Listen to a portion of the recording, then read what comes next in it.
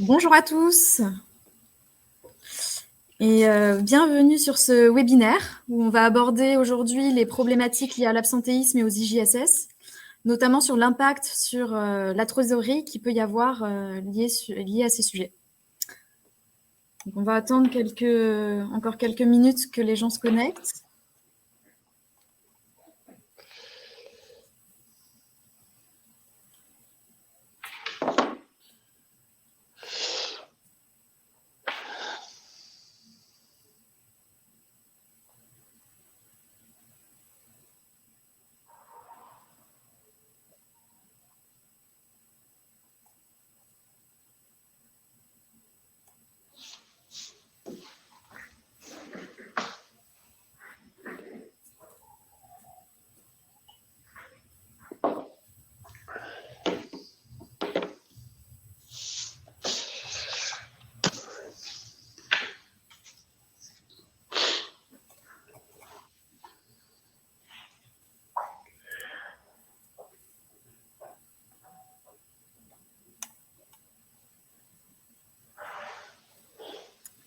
Il y a encore des participants qui se connectent petit à petit.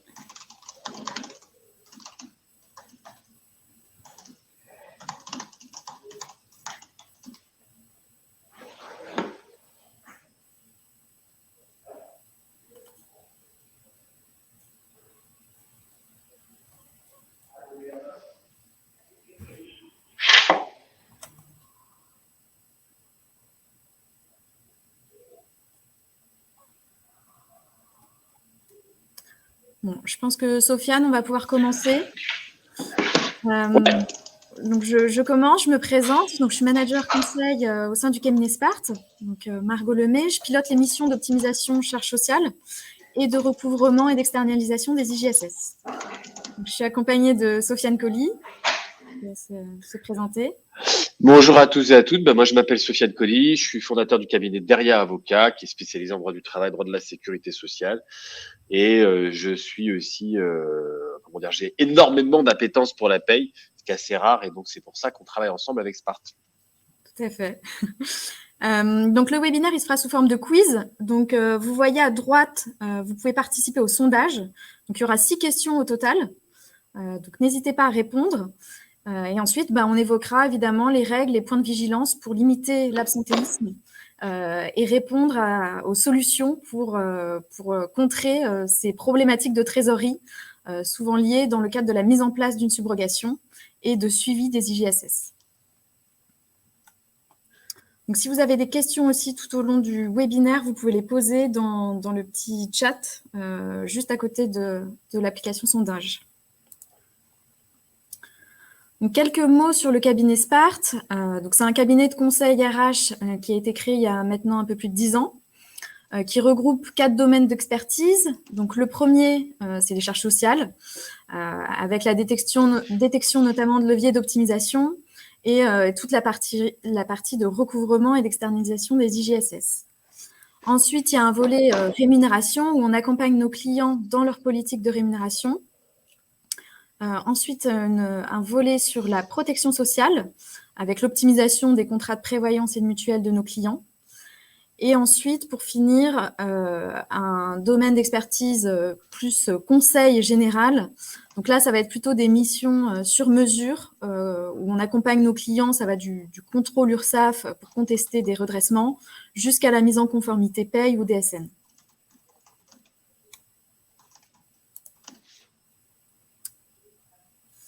Donc, Sofiane, si tu peux dire quelques mots sur… Oui, bien sûr.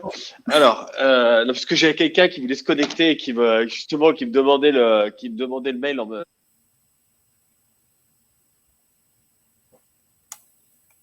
Alors, Sofiane, on t'entend plus. Attends 2 secondes.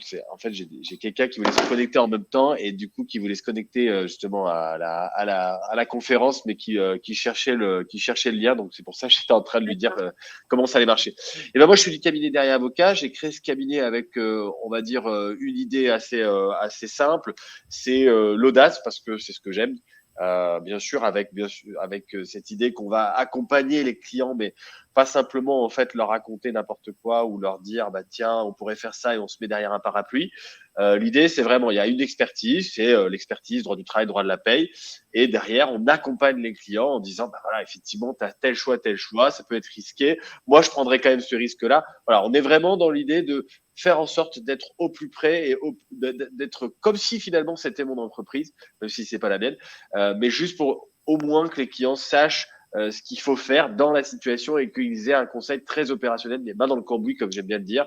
Par exemple, sur la paye, ça va être des sujets, si demain on fait un accord sur le temps de travail, on va d'abord penser à la GTA, au paramétrage de la GTA et comment ça va fonctionner pour les entrées-sorties, des choses comme ça. Et après, on fera l'accord. Donc, on est vraiment dans cette idée-là chez Deria de dire, bon, bah, demain, on essaye d'apporter notre savoir-faire au plus près et de pas être, bah, débrouillez-vous, il y a telle ou telle option et puis débrouillez-vous et puis moi, je prends pas de risque. Non, on est là pour prendre le risque avec vous, avec les clients pour éviter que vous soyez noyé dans un flot d'informations et que vous deviez vous débrouiller avec. Et donc, avec Spart, ça fait déjà quelques années qu'on travaille ensemble. Et ce que j'apprécie, moi, chez Spart, c'est justement ce côté aussi très opérationnel, très concret. Et vous allez le voir justement à travers la présentation qu'on va vous faire aujourd'hui sur les IJSS. C'est vraiment ça, c'est l'idée de vous simplifier votre vie quand il est possible de vous la simplifier. Je pense qu'en tant que chef d'entreprise, en tant que DRH, en tant que responsable paye, on est souvent confronté à beaucoup de difficultés. On doit gérer toujours 15 milliards de choses. Et bien sûr, comme aujourd'hui, tout doit aller comme ça en un claquement de doigts, on n'a jamais le temps de rien faire. Les IJSS, c'est justement un sujet pour votre trésorerie et pour maîtriser votre trésorerie. Vous allez voir que la solution qui est proposée par Spart, c'est vraiment un gain de temps, un gain d'argent sur tout un tas de sujets. Et donc, on vous en parlera et on va aussi parler de l'actualité, bien sûr, concernant les IJSS. Voilà, Margot. Merci, Sofiane. C'est parfait. Je vous propose de rentrer dans le vif du sujet avec la première question sur le taux d'absentéisme. Donc, d'après vous, le taux d'absentéisme est-il en hausse ces 5 dernières années? Vous avez 2 choix possibles et vous pouvez répondre donc dans l'onglet sondage. C'est à vous de répondre dans l'onglet sondage. C'est pas compliqué. Hein.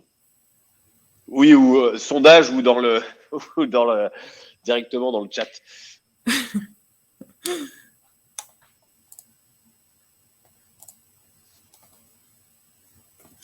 Donc, juste pour rappel, le taux d'absentéisme, il se calcule de la manière suivante. Donc, c'est le nombre de jours d'absence sur une période X sur le nombre de jours théoriques sur cette même période multiplié par 100.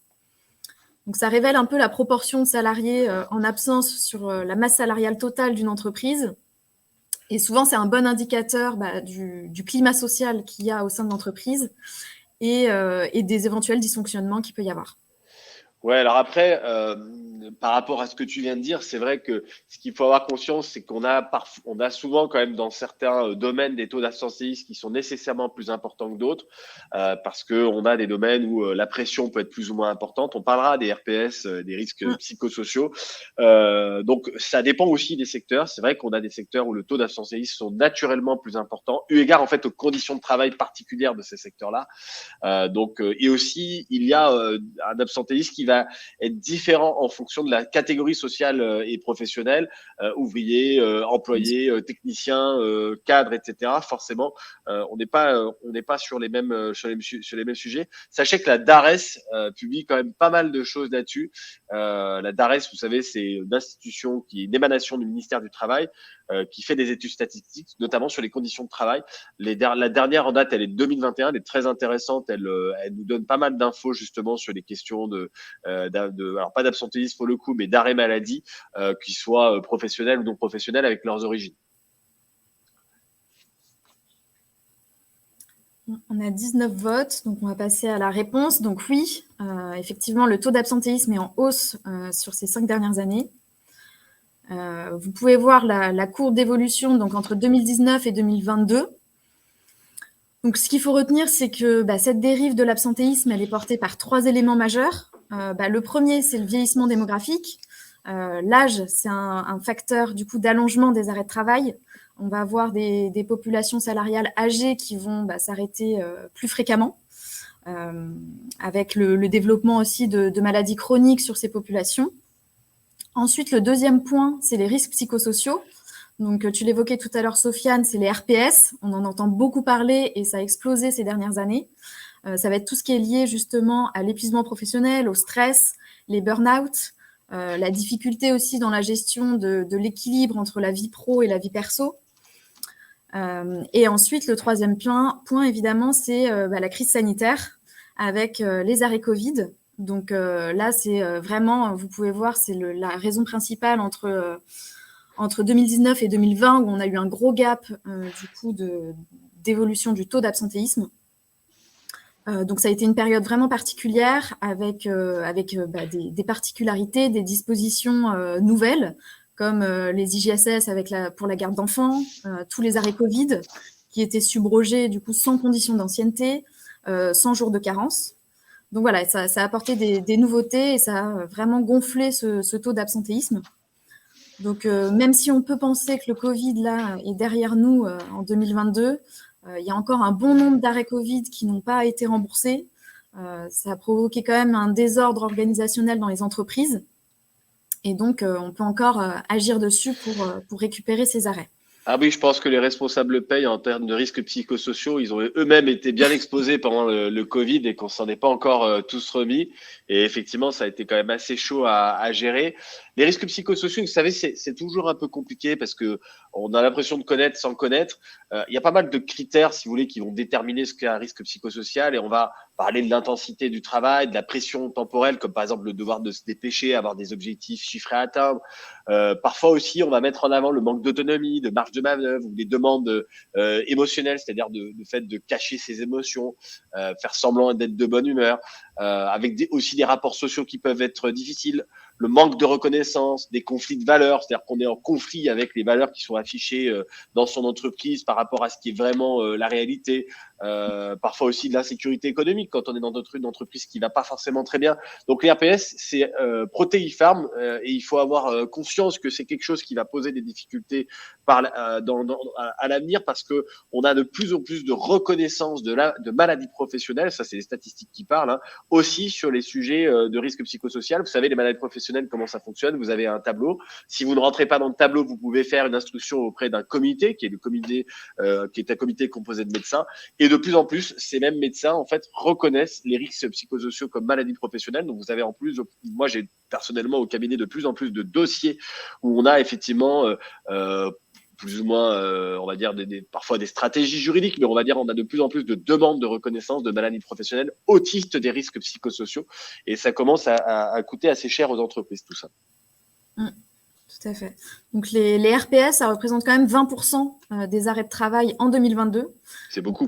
C'est énorme. Par rapport aux années précédentes, en fait, on voit vraiment une grosse évolution sur ce sujet. On voit aussi qu'il y a une hausse dans les arrêts de travail longue maladie, donc longue durée.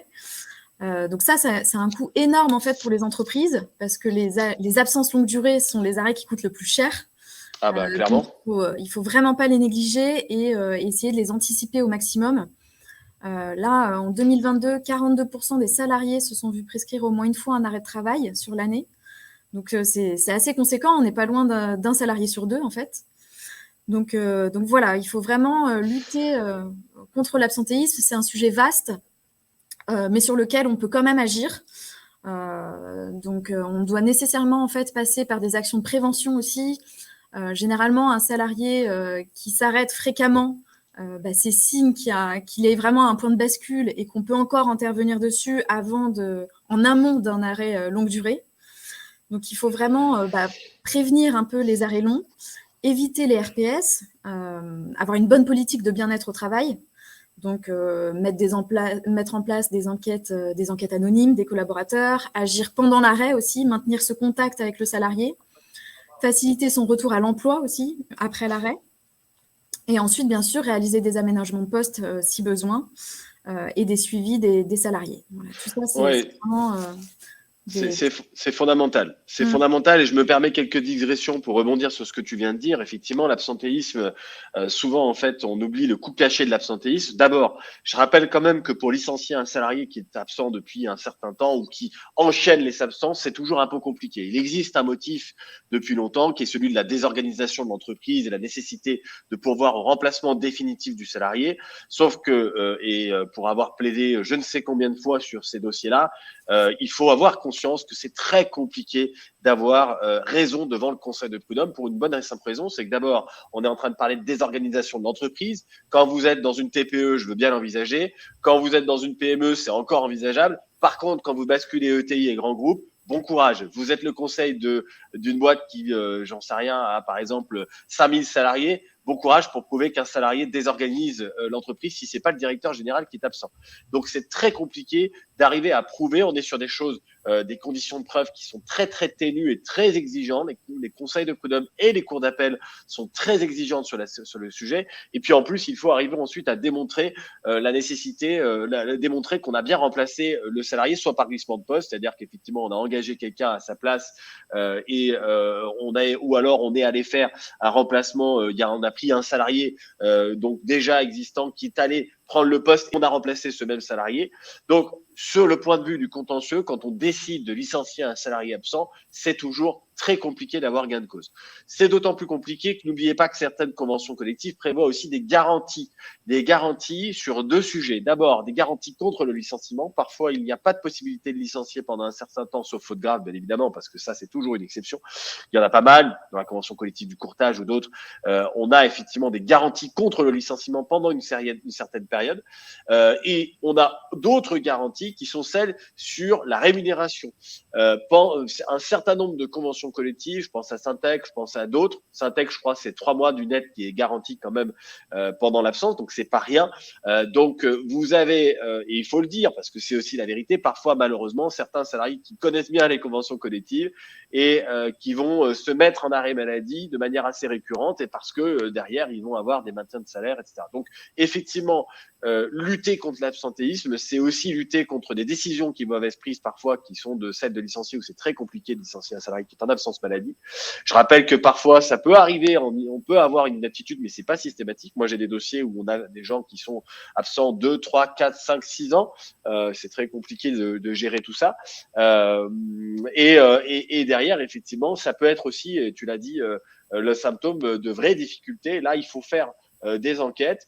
Pour les risques psychosociaux, je vous rappelle que vous pouvez faire appel au service de santé au travail. Le médecin du travail dispose en son sein ce qu'on appelle des IPRP, qui sont des intervenants en prévention des risques professionnels, qui sont formés, agréés aussi par l'État et qui peuvent intervenir pour réaliser des enquêtes. Alors, ça coûte un peu des ronds, c'est vrai, mais en même temps, ça permet d'avoir une analyse objective de la situation. Donc, voilà, ne laissez pas l'absentéisme s'envoler parce que les coûts cachés sont très, très nombreux et souvent, la réponse juridique est difficilement adaptée à la réalité pratique, comme je viens de vous le démontrer par A plus B.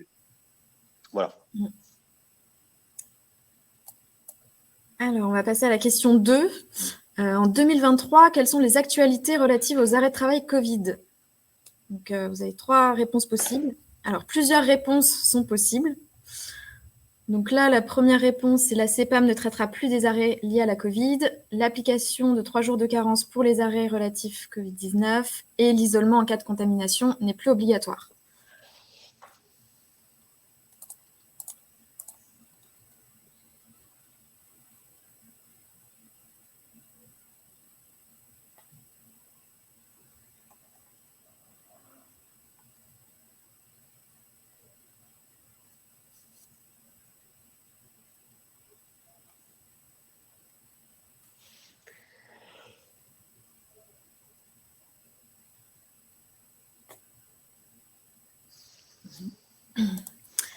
Donc, sur les réponses, alors c'était les réponses 2 et 3. Donc, depuis 2022, effectivement, on commence à revenir à un mode de vie à la normale. Donc, d'abord, il y a eu la fin du port du masque obligatoire. Et maintenant, effectivement, il y a l'application de 3 jours de carence pour les arrêts Covid.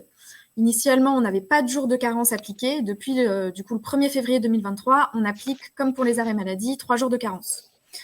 Et ensuite, l'isolement en cas de contamination n'est plus obligatoire. Donc, on revient progressivement à une situation normale, mais pour autant, on a quand même des arrêts Covid qu'il faut traiter. Il y a quand même eu ce désordre organisationnel dans les entreprises et une charge de travail qui s'est ajoutée pour les équipes paye.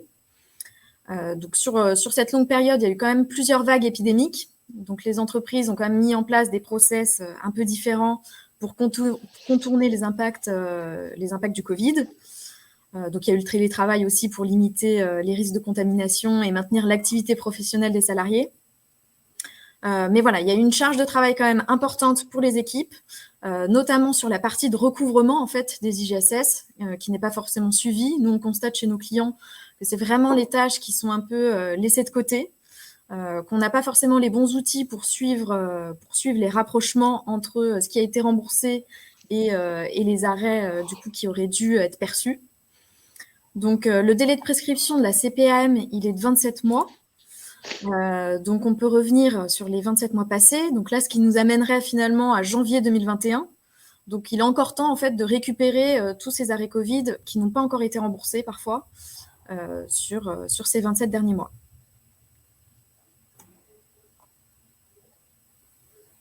Voilà pour cette question.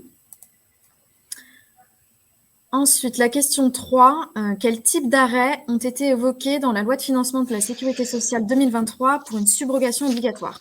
Alors, je pense que c'est important de revenir sur le mécanisme de la subrogation et de son intérêt, et ça, on va en discuter après, je pense.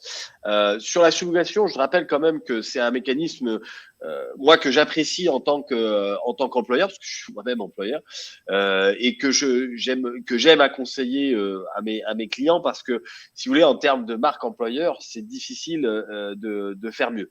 Pourquoi? Parce que la subrogation, c'est quoi? Fondamentalement, c'est quoi? Ça permet à l'employeur, qui maintient totalement ou partiellement la rémunération du salarié, de percevoir à sa place les indemnités journalières de sécurité sociale. Donc moi, en tant qu'employeur, je fais l'avance finalement des IGSS pour le compte de mes salariés.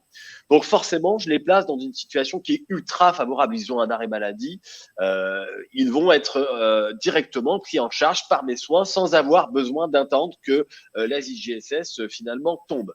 En termes de trésorerie, quand vous avez notamment des gens qui ne sont pas extrêmement bien payés, qui sont au SMIC, voire un peu plus, c'est quand même important pour eux, parce qu'effectivement, la trésorerie pour eux est extrêmement tendue. Tout écart de trésorerie peut avoir des conséquences assez dramatiques pour les gens qui ne sont pas très bien payés. Donc, la subrogation, c'est la garantie que derrière, s'il y a un arrêt maladie, s'il y a une suspension de contrat de travail finalement dans ce cadre-là, eh bien, il va y avoir une prise en charge par l'employeur directement. Donc, c'est l'employeur qui finalement joue ce rôle de banque finalement, clairement, hein, pour le compte de ses salariés. Donc, sur le point de vue, encore une fois, je parle de marque employeur parce que je crois que c'est le terme. Sur le point de vue de marque employeur, j'en vois beaucoup d'intérêt, et je pense que Margot pourra défendre aussi le sujet. Au-delà de ça, il y a eu justement des débats dans le cadre du projet de loi de financement de la Sécurité sociale 2023. Alors, ces débats, ils ont effectivement animé un peu tout le monde sur le sujet de est-ce que la subrogation va être finalement étendue? Pourquoi? Parce que le principe de la subrogation à la base, quand même, j'avais pas vu que c'était une question, Margot. Le principe de la subrogation, c'est qu'en fait, elle n'est pas obligatoire sauf exception. Elle n'est pas obligatoire sauf exception, puisqu'il y a des conventions collectives qui le prévoient. Je crois que tu en parles après, Margot. Ouais, en fait, aujourd'hui, il y a trois cas de figure possibles dans les entreprises. On a les entreprises qui n'ont pas le choix, en fait, et qui sont obligées d'y adhérer de par leur convention collective ou par leur accord de branche. Donc, c'est le cas de la Syntec, de la métallurgie, de la chimie et de la pharma. Ensuite, on a d'autres sociétés qui vont y adhérer ou appliquer des conditions plus favorables que la convention collective. Là, comme le disait Sofiane, ça va plutôt être du coup dans le cadre d'une politique salariale, puisque c'est un avantage pour les salariés. Ça peut être aussi un palliatif à des hausses de salaire. Donc là, vraiment, l'entreprise prend l'avance de trésorerie à leur place. Donc c'est vraiment, il faut que ce soit considéré comme un avantage. Donc ça peut faire partie ça peut rentrer dans le champ des NAO. Et ensuite, on a des secteurs qui ne pratiquent pas la subrogation, justement parce qu'ils vont y voir en fait un risque financier par rapport à ça, ou carrément un promoteur de l'absentéisme, et se dire que leurs salariés vont en profiter et du coup s'absenter encore plus souvent. Donc, généralement, dans les secteurs à faible valeur ajoutée, elle est peu pratiquée, dans les secteurs industriels, par exemple. Mais voilà, donc là, dans la loi de financement de la Sécurité sociale de 2023, on a évoqué pour la première fois la subrogation obligatoire pour les arrêts maternité, paternité et adoption. C'était l'article 37. Oui, c'était l'article 37 du projet. C'était l'article 37 et en fait, tu veux développer ou tu veux que je développe? Non, moi je te laisse. En fait, l'idée qui a été soutenue par le gouvernement, et ça résulte des débats, en fait, l'idée c'était de dire, bon bah voilà, l'accueil d'un enfant dans une famille, c'est parfois un moment sensible et délicat, et l'idée c'était de garantir les ressources du foyer à ce moment-là de la vie. D'accord. Et c'était aussi de faire comment dire, d'inciter aussi les pères à prendre leur congé paternité, puisque vous savez que c'est le gouvernement Macron qui a étendu, qui a allongé la durée du congé paternité. Et donc, dans ce que disait le gouvernement à l'époque sur le sujet, il était dit que finalement, aujourd'hui, bah, en fait, on souhaite élargir effectivement au congé paternité, d'adoption, etc., pour permettre justement de, on va dire, rassurer les salariés sur leur trésorerie. Et donc, quand je vous lis le truc, le gouvernement disait, bah voilà, les éléments de paie sont parfois transmis tardivement par les employeurs aux caisses primaires d'assurance maladie. Ce retard explique de longs délais de versement aux assurés. Une fois que l'assurance maladie dispose des éléments de salaire, elle ne met que 7 jours pour verser les indemnités journalières. Et c'est pour ça qu'en fait, même si on a conscience des difficultés de certaines entreprises en termes de trésorerie, la mesure en fait prévoyait des garanties.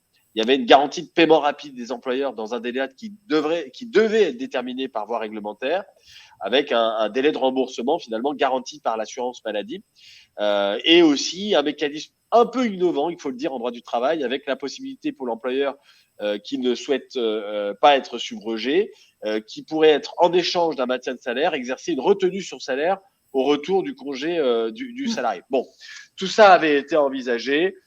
Grosso modo, c'est pas passé parce que constitutionnellement, ça n'avait pas sa place dans la loi de financement de la sécurité sociale, et aussi parce qu'il y avait quand même pas mal de réticences pour des raisons de trésorerie. Le gouvernement voulait donner des garde-fous, et notamment aussi sur les délais, en disant ça ne va pas être maintenant, ce sera pour 2025, pardon.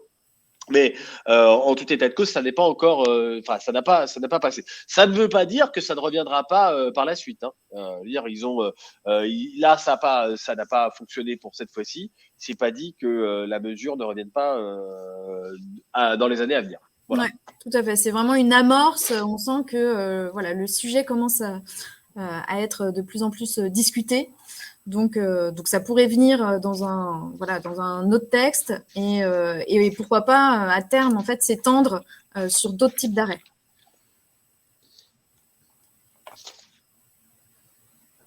Ce qu'on peut ajouter aussi, c'est qu'avec l'augmentation du SMIC sur les dernières années, vous savez, en 2022, il a augmenté 3 fois. Ça a forcément aussi augmenté le plafond des IJ. Le plafond, il est de 1,8 SMIC. Donc, les assiettes, forcément, évoluent et gonflent aussi. Donc, les sommes sont plus importantes.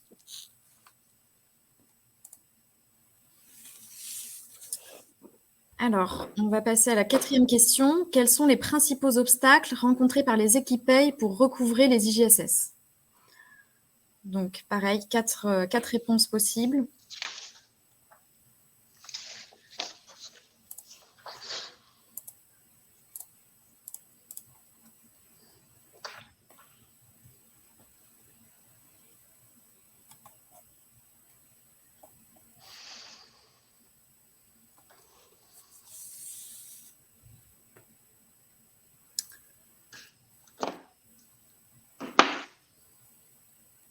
Donc, sur la subrogation, c'est un mécanisme qui est censé être neutre, mais voilà, dans les faits, ça a quand même un coût pour l'entreprise, puisque l'employeur déjà avance les sommes qui ne sont pas toujours remboursées.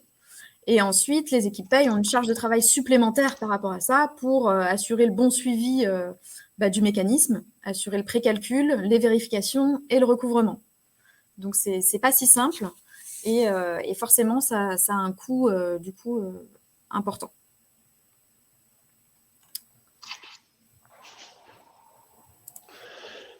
Donc, sur les obstacles rencontrés, donc le premier, c'est le temps d'attente pour contacter la CPAM. La deuxième réponse, c'était le manque de temps à consacrer à cette tâche. Et ensuite, l'absence d'outils adaptés parfois hétérogènes aussi d'un établissement à un autre quand on est sur des grands groupes. Et heureusement, non, les appels qui durent plus de 5 minutes avec la CPAM ne sont pas payants. Sinon, vraiment, on aurait encore plus d'impact sur notre trésorerie. Heureusement, ils sont gratuits. Même s'il y a beaucoup de temps d'attente, on peut quand même les appeler gratuitement. Donc, dans un premier temps, en fait, pour pouvoir assurer vraiment le bon mécanisme et le bon roulement de la gestion des IJSS, il faut pouvoir s'outiller.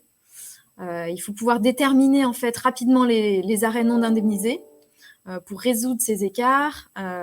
Ensuite, le moyen le plus direct aujourd'hui pour comprendre ces écarts, c'est de contacter la CPAM par téléphone. Donc c'est une réelle problématique ça dans le suivi des IJ parce que en fait il y a un temps d'attente qui est important. Donc c'est assez dissuasif aussi pour les équipes paye de se dire on va passer 30 à 1 heure en fait d'attente au téléphone avec la CPM. Et en plus, on peut traiter parfois qu'un seul, voire 2 salariés. Sinon, ce serait trop facile. On arriverait avec notre liste de tous nos salariés rattachés à la même CPM. Et malheureusement, en fait, on peut maximum traiter 2 salariés à la fois par appel. Donc voilà, pour toutes ces raisons, c'est vrai que les équipes paye, c'est un sujet qui est délaissé. Parce que déjà, c'est pas forcément le sujet le plus intéressant parmi leurs missions. Et ensuite parce qu'il y a ce temps d'attente aussi pour comprendre et décortiquer en fait ces anomalies. Donc, par expérience, on constate quand même 4 problèmes récurrents dans les arrêts en fait qui sont bloqués auprès de la CPAM. Le premier, c'est les attestations de salaire qui sont pas produites ou pas conformes. Où il va y avoir des erreurs de date en fait, des erreurs de saisie. Le deuxième, c'est le manque de documents justificatifs transmis par l'employé ou par l'employeur à la CPM. Donc souvent, sur les congés paternité, on observe que les actes de naissance ne sont pas transmis ou même les tableaux de fractionnement. Donc ça bloque le dossier et en fait, la CPM ne va pas revenir vers vous pour vous dire qu'il manque ce document. Elle va juste laisser tomber le remboursement.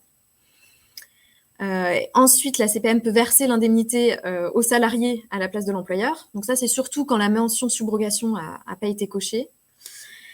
Et ensuite, le dernier, la CPM n'a juste pas le temps et met le dossier en attente et ne régularise pas le cas. Donc là, il suffit vraiment d'un coup de fil pour débloquer le dossier et qu'il passe avec un numéro de réclamation pour qu'il soit traité dans les semaines à venir. Donc voilà, c'est assez dense. Il faut suivre en fait chaque dossier particulier. Il faut les suivre. Il faut les suivre au fil de l'eau pour que ça marche bien aussi. Donc c'est assez complexe. Ce qu'on peut ajouter, c'est qu'il y a une nouveauté pour déposer les pièces jointes sur Net Entreprise. Jusqu'à aujourd'hui, chaque CPM avait un mail en fait en fonction du département. Maintenant, sur Net Entreprise, on peut déposer des pièces justificatives en une seule fois avec le service dépôt de pièces jointes. Voilà, il y a une petite amélioration dans les process, mais on reste quand même sur un modèle archaïque où on est obligé de faire des relances quand même téléphoniques ou mail, c'est assez chronophage.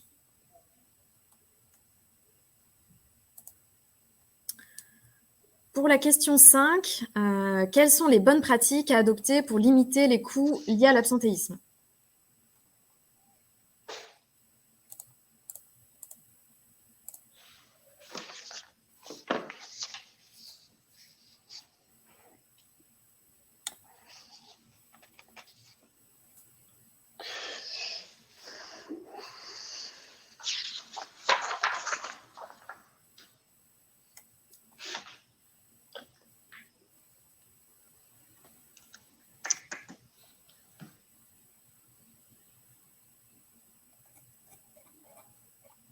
Alors, on peut passer à la réponse. Donc là, les 3 réponses étaient bonnes.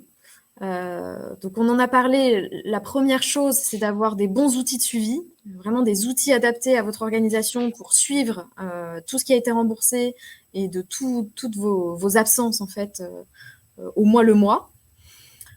Donc forcément, ça nécessite aussi de la rigueur dans les équipes paye, puisqu'il y a la saisie des arrêts, il ne faut pas se tromper dans les dates, il faut être assez rigoureux sur la saisie des DSN. Ça dépend aussi de l'outil de paye qui peut être utilisé.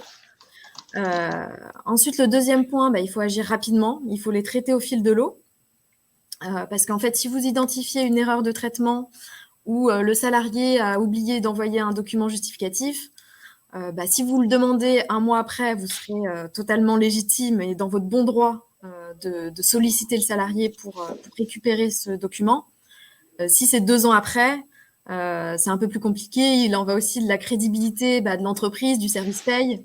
Vous serez beaucoup moins légitime à aller demander à un salarié son tableau de fractionnement lié à son congé paternité d'il y a 2 ans. Donc voilà, il y a vraiment une nécessité de le suivre au moins le mois, vraiment voilà, d'être rapide dans l'intervention pour débloquer les dossiers. Voilà, donc si vraiment la prescription, elle est de 27 mois, mais il faut quand même voilà, être cohérent dans les demandes qu'on fait aux salariés. Et puis, vous pouvez vous retrouver aussi avec des salariés qui sont sortis et donc sur lesquels vous ne pourrez jamais récupérer les docs justifs. Donc, il y a aussi une phase d'abandon de recouvrement si c'est trop compliqué, si le salarié n'est plus là, etc. Ensuite, ce qui est important aussi, c'est de mener des campagnes de sensibilisation des salariés, donc de bien communiquer auprès des salariés sur les bonnes pratiques à mettre en place. Quand les conditions elles sont plus favorables que la convention collective ou que c'est vraiment un choix de l'entreprise d'appliquer la subrogation, c'est indispensable de communiquer sur le fait que c'est un avantage social pour eux, que vous n'êtes pas obligé de le faire et que du coup, en contrepartie, ils doivent jouer le jeu aussi de transmettre les documents en temps et en heure pour qu'il n'y ait pas d'impact financier pour l'entreprise. Donc, c'est important de faire un rappel régulier des règles et des bonnes pratiques et ensuite d'anticiper, de détecter les écarts le plus rapidement possible pour que les relances ensuite soient efficaces. Donc, je pense qu'il faut construire en amont des process bien définis, que ça aille de la transmission des arrêts des salariés jusqu'à l'envoi des docs complémentaires, que ce soit vraiment le plus fluide possible pour qu'il y ait le moins d'impact en trésorerie par la suite. Et aussi, il faut que si vous appliquez donc des règles de subrogation et de maintien de salaire différentes que celles de la convention collective et propres à votre entreprise, il faut penser à appliquer des règles relativement simples, que ce ne soit pas une usine à gaz non plus pour les responsables paye, et que ce soit abordable et facile à calculer pour tout le monde. Et ensuite, on va passer à la dernière question. Quel est l'intérêt pour une entreprise d'externaliser la gestion des IJSS ?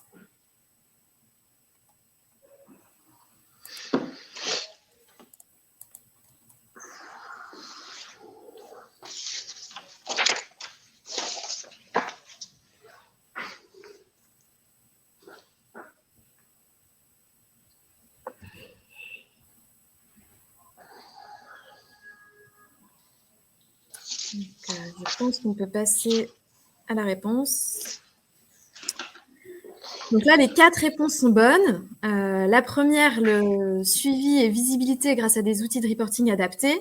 Donc, si vous n'avez pas les outils, le fait d'externaliser, ça va vous permettre, vous, d'avoir ce suivi, en fait, au fil de l'eau. Ensuite, vous aurez une identification rapide des points de blocage. Donc, une intervention, en fait, vraiment directe dès qu'on voit un retard dans les remboursements. Ensuite, le troisième point, c'est que les équipes paye seront déchargées pour se concentrer vraiment sur leur cœur de métier et sur leur mission. Parce que les équipes paye, elles ont des missions quand même assez variées. Déjà, elles doivent établir la paye de A à Z, c'est assez complexe. Non, c'est facile. C'est un bouton, c'est le logiciel qui le fait. Ensuite, déposer les DSN, gérer les entrées-sorties, les soldes de comptes, gérer les changements de solution de paye.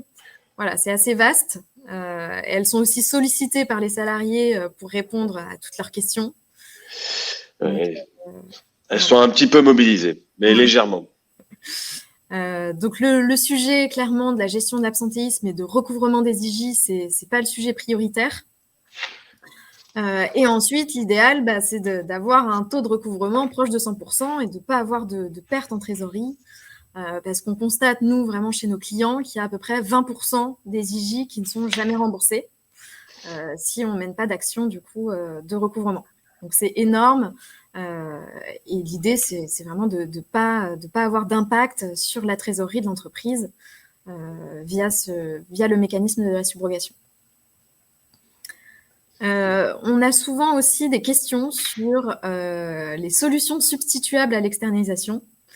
On est souvent challengé justement par les DAF et des RH sur l'intérêt d'externaliser plutôt que finalement de recruter des ETP en interne supplémentaires. Ils y voient tout de suite en fait un coût moindre s'ils recrutent en interne que s'ils passent par une externalisation. Alors c'est tout à fait entendable. Dans les faits, ça ne se passe pas réellement comme ça, parce que déjà, les profils de gestionnaire paye, c'est des profils qui sont difficiles à recruter. On remarque quand même qu'il y a beaucoup de turnover sur ces métiers. Ensuite, on voit aussi qu'il y a le coût. Il va y avoir forcément le coût lié au recrutement de la personne. Il va y avoir le coût lié à la formation. Aujourd'hui, un gestionnaire paye, il traite en moyenne 350 bulletins. Souvent, chez nos clients, ils sont quand même en sous-effectif. Et en plus, il va toujours être occupé par d'autres missions. Et si c'est une personne qui est recrutée uniquement pour ça, c'est pas vraiment hyper intéressant et challengeant. Et voilà, il y a la possibilité qu'elle s'ennuie aussi au cours de son activité professionnelle et du coup qu'il y ait un turnover. Donc voilà, d'où l'intérêt d'externaliser et de vraiment se détacher de toute cette partie et de toute cette gestion qui est un peu complexe. Et que les équipes paye puissent vraiment se concentrer sur des tâches plus intéressantes et sur ce qu'elles aiment faire au quotidien. Tu n'es pas à l'abri que la personne que tu recrutes, ce soit compliqué avec elle, qu'elle bascule en arrêt maladie aussi elle-même. Et puis du coup, si elle est en arrêt maladie, bon courage pour aller recouvrer. Non, mais ce qui est bien dans ce genre de situation, si vous voulez, et ça, il faut se le dire très clairement, en tant que chef d'entreprise, on a beaucoup de choses à gérer.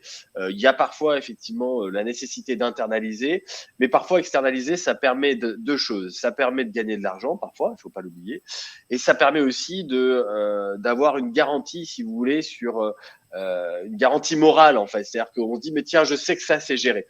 Donc moi, si par exemple demain je vais travailler avec Spark sur ce sujet-là, je me dis bah tiens, je sais que sur le recouvrement des IGSS, j'ai pas moi à le gérer en interne. Oui, ça va me coûter de l'argent, mais par rapport à ce que ça me rapporte, c'est tellement bénéfique que j'ai pas besoin de faire un calcul compliqué. Je vais gagner de l'argent parce que de toute façon mes IGSS jusqu'à présent je les gère pas bien et je les recouvre pas toutes, donc je perds de l'argent aujourd'hui alors que moi j'ai un dispositif qui est plus favorable pour les salariés et je veux aussi gagner en charge mentale. Parce que je sais qu'effectivement, ce sujet-là, dans ma boîte, il est traité par Spart et j'ai pas besoin de me prendre la tête. C'est un prestataire de service. Les choses, elles sont rigoureuses. Vous avez vu, on vous a expliqué un peu comment ça marche. Voilà, c'est tac, tac, tac. Il y a à chaque fois des étapes. Il y a des documents qui sont remplis. Voilà, je sais que ça, c'est géré et j'ai plus besoin de m'en occuper. C'est pour ça que le recrutement en interne, moi je suis d'accord, c'est bien de recruter en interne, c'est bien effectivement d'internaliser certaines compétences, mais quelque chose comme ça, très sincèrement, je pense qu'il vaut mieux confier à quelqu'un qui sait de quoi il parle, à savoir Spart, plutôt que phosphorer pendant 15 ans et se dire ah bah tiens, je vais essayer de recruter et le gérer moi-même. Le faire soi-même, à mon avis, c'est une perte d'argent et une perte de temps. Merci Sofiane pour ce mot de la fin. On est à 43 minutes, donc on avait prévu 40. S'il y a des questions, n'hésitez pas. Vous avez encore quelques minutes pour les poser. De toute façon, après le webinaire, vous aurez nos coordonnées. Donc, n'hésitez pas à nous contacter pour qu'on puisse échanger de manière plus individuelle en fonction de vos besoins ou de vos problématiques sur ces sujets.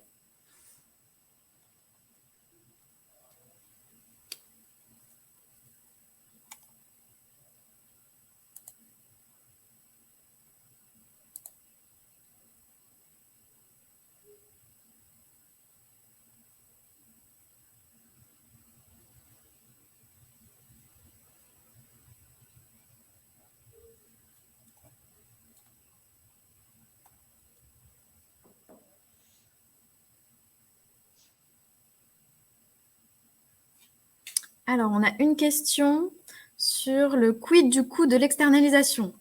Donc, l'externalisation, donc Spart propose deux modèles. Le modèle vraiment sur la partie recouvrement, c'est-à-dire qu'on va essayer de récupérer toutes les IJ passées sur les 27 derniers mois. Donc là, c'est tout simplement en fait au succès, c'est-à-dire qu'on va prendre un pourcentage des IJSS qu'on aura réussi à vous faire récupérer. Et ensuite, il y a l'externalisation au fil de l'eau. Donc là, c'est un pourcentage en fonction de votre volume d'IJSS.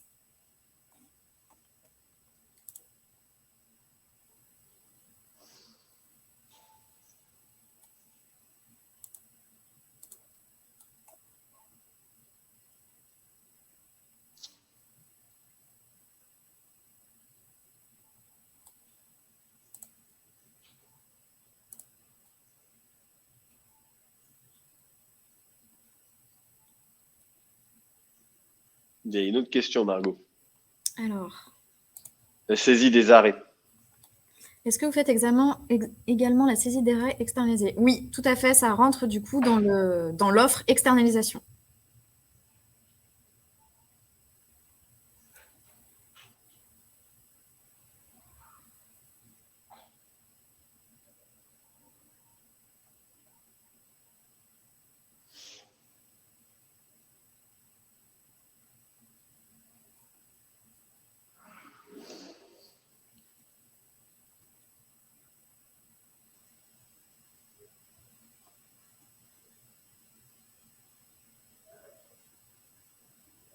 Il y a une autre question, Margot. Oui, tu es plus rapide que moi. Pourquoi les logiciels de paye ne proposent pas ou peu d'outils adaptés pour le suivi des IJ? Parce que ce n'est pas ce qui prévoit initialement dans les logiciels.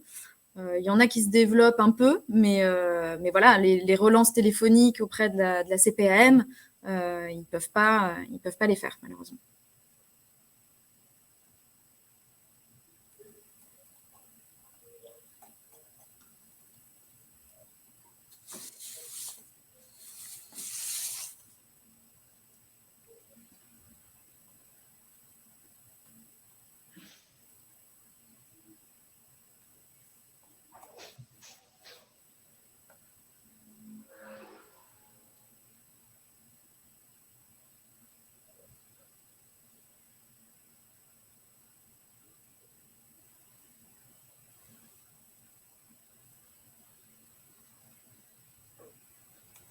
Je pense que c'est bon, là, Margot.